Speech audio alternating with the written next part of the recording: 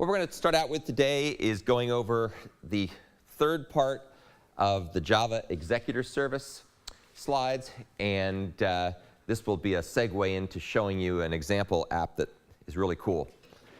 And so we'll get a chance to talk about that as well. This app is a refinement of the PrimeChecker app that we've been doing, except this time, of course, it's going to use the Java ExecutorService interface, which will open up a wide range of new capabilities that we didn't have with our previous example that used the executor interface, which, as you may recall, was somewhat limited. So this is, of course, an embarrassingly parallel app that's used to run, to check to see whether n random numbers are prime. You can download it from the GitHub repository. I just updated it yesterday based on some new things I've been doing, so we'll have a chance to go through that. So this app is going to use the executor service, and it's going to be implemented with a fixed size thread pool that's tuned to the number of processor cores.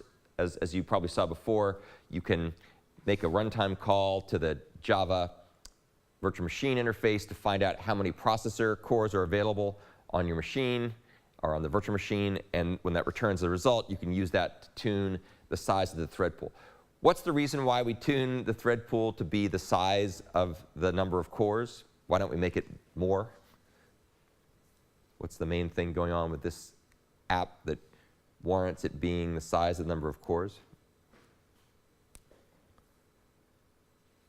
What kind of processing are we doing with the primality check?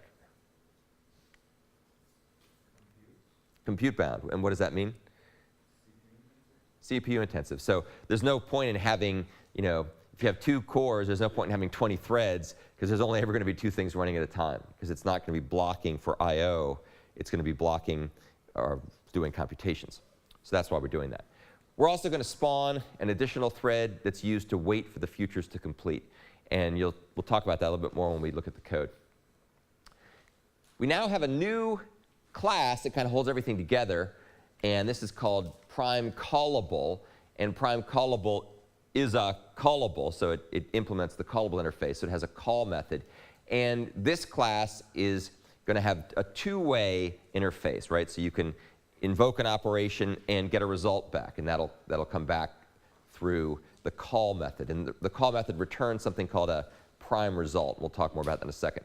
We'll also talk a little bit more as we go through this about the fact that the PrimeCallable class is going to be parameterized with a function that's actually going to do the prime checking. If you go back and look at the previous solution that was the executor solution, we used a prime runnable where we hard-coded the prime number computing algorithm into the prime runnable class, which meant it was very tightly coupled. This is more loosely coupled, as we'll see shortly. This call returns a prime result, and the prime result is going to keep track of the smallest factor that resulted if it was in fact non-prime, or it'll be 0 if it was prime. And in addition to having the result, prime result is also going to use to keep track of what number was being checked for primality. And the reason we have this structure coming back, or this class coming back with 2 fields, is because we want to be able to match up the prime number candidate with the actual result of calling the primality, doing the primality check. Otherwise, you wouldn't know. You just get a result back. You wouldn't know for what number it was the result for, because these things are going to be happening asynchronously, as you'll see in a second. The main activity is going to do some really cool stuff. This is going to go ahead and store a prime number checker. We're going to use brute force checker, but as you'll see shortly, we could also use a more efficient model as well. And this is going to be stored in a function object called PrimeChecker. And then we're going to go ahead and run this Java 8 stream, which is going to do some really cool things. It's going to go ahead and generate random numbers between some default 0 and the max value, and it's going to generate count of them. And then it's going to go ahead and for each random number that's generated, it's going to go ahead and make a prime callable object with the random number that we want to check, and the PrimeChecker function. So this is an example of a method reference we're passing in here, or a variable that's a method reference. And then for each of these prime callables, we're then going to go ahead and take each callable that comes back from this call, and we're going to go ahead and submit it to the executor service to run as a task in the background. And then we're going to go ahead and we're going to collect all of those things up into a list and store this as a list of futures to prime results. So that's what this stream is doing. Shortly, we'll talk more about streams and how to read this crazy functional programming syntax. But it's really cool, it's really concise, and very powerful. And the thing here that we're doing, the key point here is this is what's called functional programming. We're saying what we want to have happen, and then the implementation is doing it under the hood. So notice how we're not writing a loop. We're not doing other manipulations that you might be accustomed to if you're used to writing explicit loops. We're letting the Java 8 streams mechanism handle all this stuff for us. And we'll talk more about that shortly. So the result of this is when this thing runs, we're going to get a list of futures to these prime results. And then we're going to go ahead and we're going to take that list of futures. We're going to stick it into this thing called a future runnable. And this future runnable is then going to be passed as a runnable to a new thread that we're going to start up.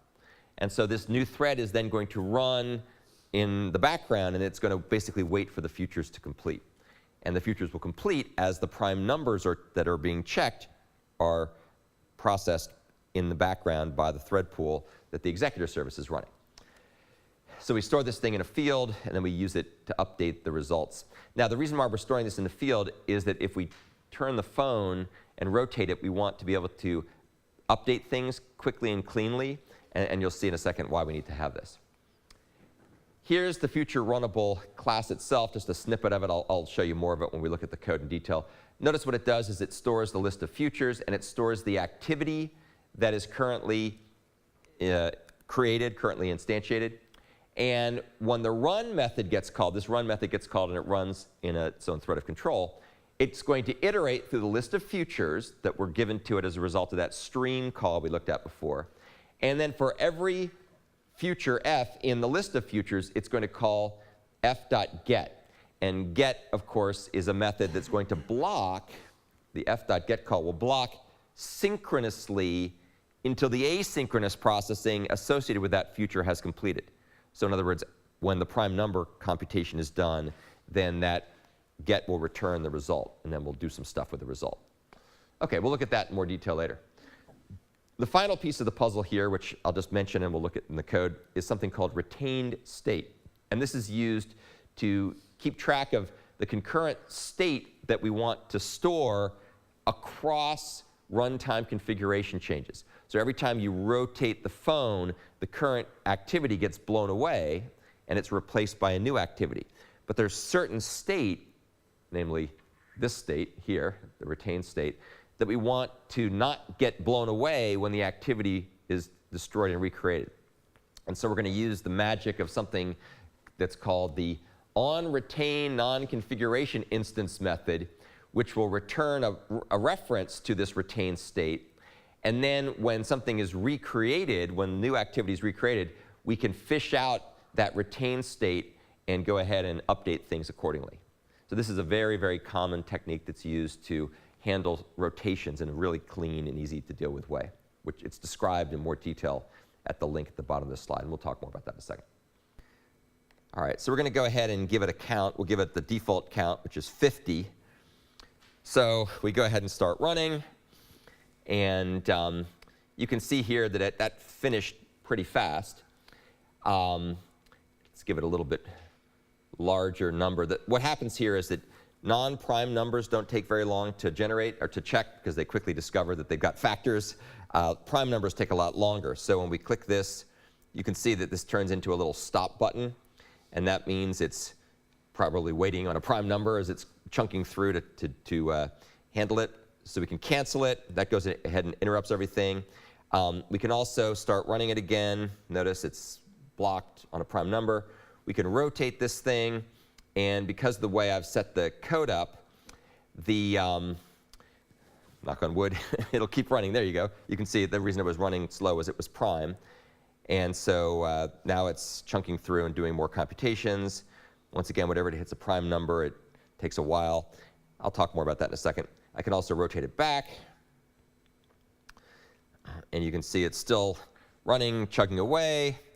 and we will assume that it eventually finishes. I don't want to sit here and wait for it to finish. It takes a while with this algorithm to deal with prime numbers.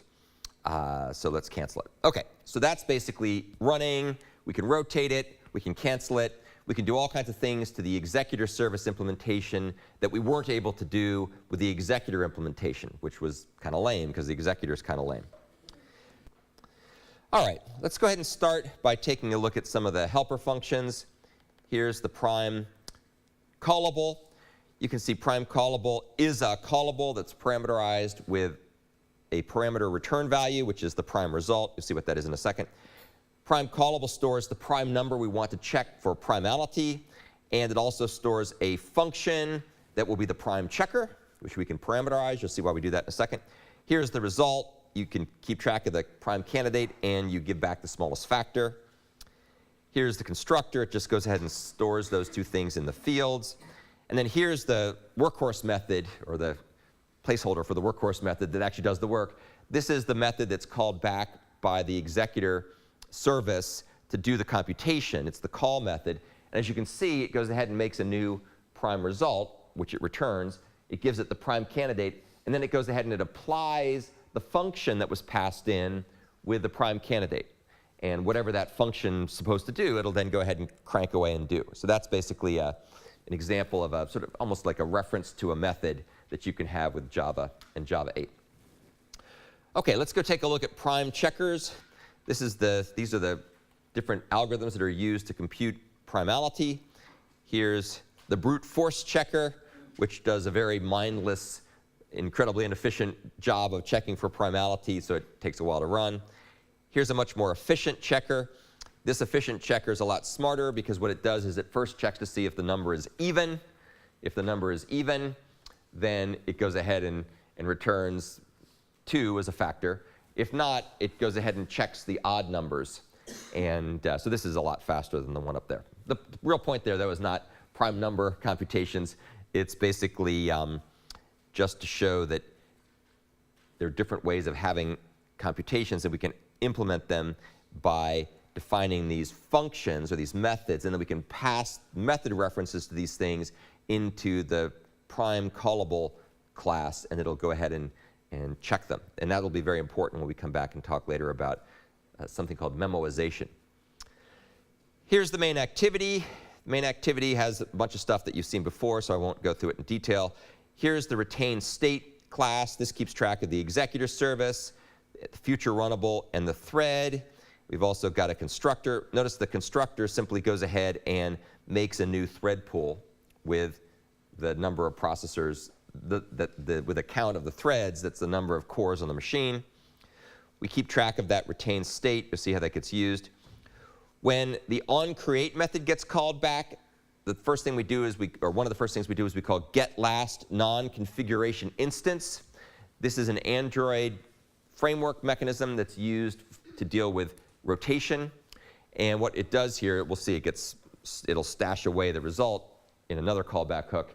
And getLast non-configuration instance either returns null if this is the first time in, or it returns retained state that was stashed away when an orientation change occurred. So the first time in, of course, it's going to return null because it's the first time in. So if that's the case, we go ahead and we make the new retained state object, which will in turn create the executor service with the number of cores on the machine. If it's not the first time in, that means we've rotated the phone. And so what we do here, and you'll understand this a bit more later, is we go ahead and we update the future runnables activity to the new activity, so it'll print the results in the right place. And then we go ahead and we update the GUI to indicate that the orientation has changed. This is a very common technique that's used a lot in Android to handle rotation trivially, and it's really easy to implement. Skip over the views, the set count. Here's start or stop computations. This is the method that's called back when you click on the floating action button, either to start the computations or to interrupt them. If the computations are already running and you click that button, then it goes ahead and interrupts the computations. Otherwise, it goes ahead and starts them with whatever value was passed in, which defaults to 50 in this case. Start computations is where things get interesting. So it does a little sanity checking, sets n running to true if everything works out. sets the PrimeChecker function to the brute force checker that we just looked at. It's easy to change that to something else. And then we go ahead and do the magic to create ourselves a list of futures to prime results. And we do that again by generating random numbers, mapping each random number to a new prime callable, which takes the PrimeChecker, excuse me, and the random number. We then take the result of that, and we go ahead and submit each one of them to run in the executor service. That's a method reference. And then we collect the results and store them in this list. So really nice, concise Java 8 stream code. We'll talk more about how that works in a little bit. We then make a future runnable, which has got this activity and these list of futures that we have up here. And we go ahead and make a new thread, and we start that thread. And that goes ahead and runs in the background. All right, so now the thing's up and running. And we do a little fiddling with the GUI so we can cancel it. Here's the future runnable class that implements runnable. It keeps track of the list of futures and the activity, which are set in its constructor. This is that method that can be called back after a rotation change occurs to give us the new activity so we can write the results to the right place. And then here's the run hook method. This, of course, is going to be called in that background thread to do the processing of the results. It just sits there and iterates through all the futures, waiting on each future until that future is ready. That's important. It blocks until the future is triggered. Once it finally gets a result, it goes ahead and checks to see whether it was prime or not and prints out the result on the screen. And then the last thing it does here is it goes ahead and tells the activity that we're done. Here's interrupt computations. When we decide to interrupt the application, we shut down the executor service, shut down the thread that's running in the background handling the results, pop up a toast saying that what we've done, reset the retained state, and then finish up. We'll see what finish up does in a second. What finish up does is it goes ahead and creates a command that will set the running flag to false because we're finished. It goes ahead and prints some stuff to the output, updates the floating action button, and then it runs that command in the UI thread, because it can be called from a background thread. And then here's print line and so on. This method here, onRetain non-configuration instance, is what gets called back automatically by the Android framework at a certain point when an existing activity is being torn down when you rotate the phone. So when the runtime configuration changes, this method is called back to retain any state you want to live across the rotation of the phone. And in this case, we just return the retained state so that it'll be reconstituted in that onRetain last configuration instance, or whatever it's called, or get last retained instance. Yes, Anne?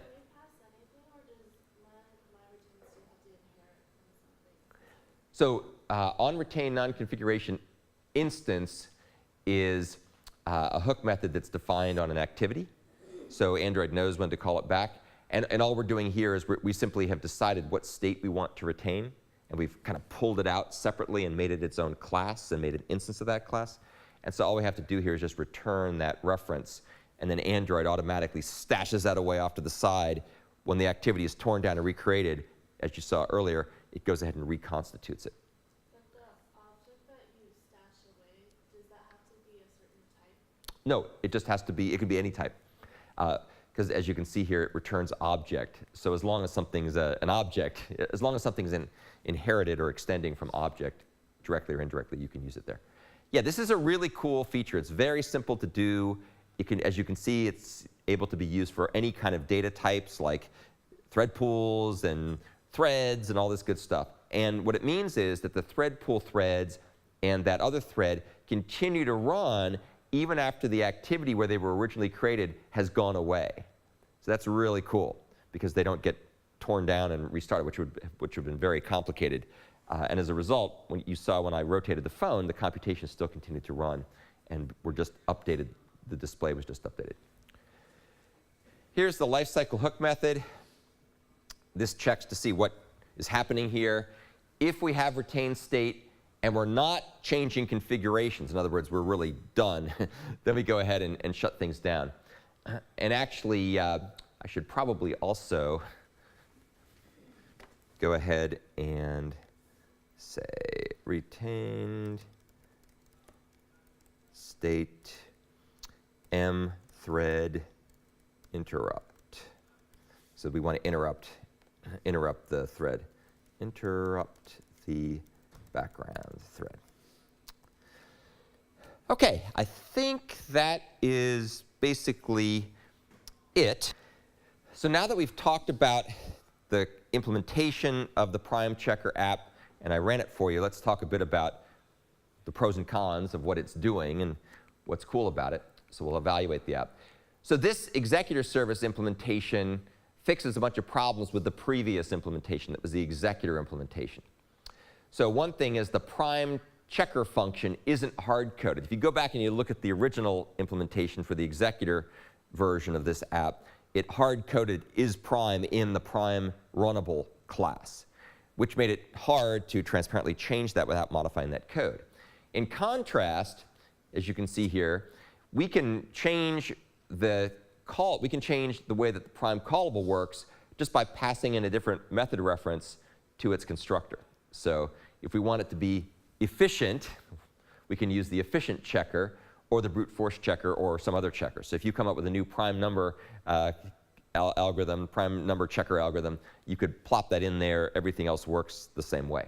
So that's nice. It's a slight improvement from a decoupling point of view. You'll also see later we'll use this in the next version, which uses the executor completion service in an even more cool way. The two-way semantics of callables, not runnables. The two-way semantics of callables decouple the prime callable and the main activity. And what that means is, unlike the previous implementation where we had to have a way to print things out in the prime runnable class, we had to pass the activity in, which meant we kind of lost track of that thing. In this case, we don't have anything in the prime callable that has anything to do with the main activity. That's all been factored out into a different part of the code where we can control it in a clean way to be able to update the activity reference when the activity is blown away and restarted. And so that simplifies or enables runtime configuration changes in a way that we couldn't have done before.